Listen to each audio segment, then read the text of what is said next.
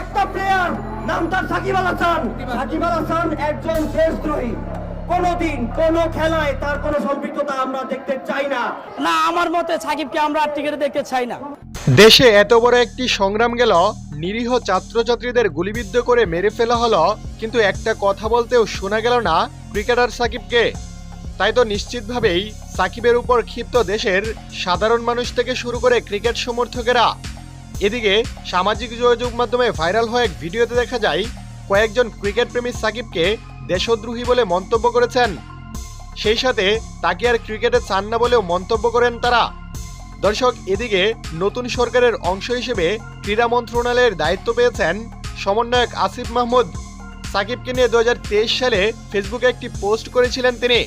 সেখানে তিনি লিখেছিলেন, সাকিবের মধ্যে লিডারশিপ জিনিসটা নাই বলাই খেপার কিছু নাই। ও খেললে আমি খেলবই না, ও খেললে ক্যাপ্টেন্সি চাইরা দিব। এই অ্যাপ্রোচ নিয়ে টিম লিড দেওয়া যায়, টিম স্পিরিট থাকে। ছোটবেলায় পাড়ার ক্রিকেটেও কেউ এমন করলে তাকে বাদ দিয়ে রাখতাম আমরা। দর্শক, আর সে ক্রীড়ামন্ত্রী হওয়ায় ইচ্ছে করলেই সমর্থকদের চাওয়া হিসেবে সাকিবকে বের করে দিতে পারবেন দল থেকে।